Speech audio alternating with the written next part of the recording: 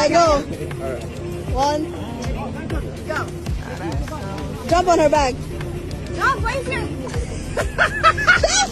She was so scared.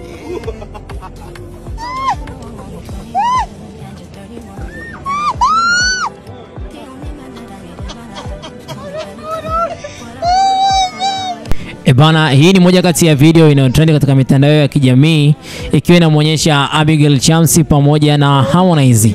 Hii ni moja kati ya behind the scene, naweza nikasema hivyo, baada ya tukio la video ya kwao wakiwa wanashoot huko location. Yani namaanisha kwamba video ya Me Too Abigail Chams featuring Harmonize, ndo kama unavyoona hapa. Abigail Chams alikuwa amevaa suruali hii katika video yake ya Me Too, lakini pia Harmonize ni moja kati ya mtu ambaye alikuwa anahakikisha kwamba happiness, yani furaha, inakuepo ndani ya moyo wake. Abigail Chams alijaribu kumbeba kwa namna moja au nyingine, ila kwa bahati mbaya au kwa bahati ambayo haikuwa kwake, basi Abigail Chams alishindwa. Alipofika mahali basi akamdondosha chini, na mwisho wa siku Harmonize aliweza kupata injury kidogo, yani aliweza kuumia katika mguu wake, kumaanisha kwamba sehemu alipodondoka basi kulikuwa kuna hali ambayo sio nzuri, ndio maana basi akaweza kuumia.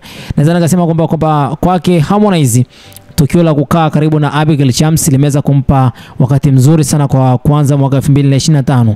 Sio rahisi kwa msanii kama Harmonize kuweza kufanya kazi na mastaa au kufanya kazi na msichana yeyote katika game na kukaa naye karibu mpaka kuweza kutengeneza hit song, almost hit song 2, Furaha pamoja na Me Too mpaka kwa hivi sasa. Lakini na ukaribu wao umezidi kuwa ukaribu ambao una misingi mizuri kiasi cha kwamba hata Abigail Chams ni moja kati ya mtu ambaye ananufaika pia na ukaribu wake pamoja na Harmonize. Harmonize ni moja kati ya star ambaye katika nchi ya Tanzania mpaka kwa hivi sasa anaangaliwa sana na anafuatiliwa kwa namna moja au nyingine. Kwa hiyo ukaribu wake yeye na Abigail Chams umeweza kuzaa matunda na kumfanya Abigail Chams pia watu wazidi kumfuatilia.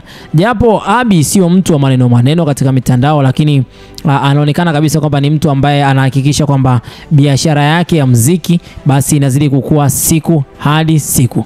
Hayo tu ndio yaliyotokea katika mitandao ya kijamii, nikasema kwamba nikusogezee ili uweze basi kujionea nini ambacho Abigail Chams pamoja na Harmonize basi wakiwa location kiliwakuta. Sitakuwa na la ziada kwa muda huu. Hii ni Harmonize News. Bye bye for now.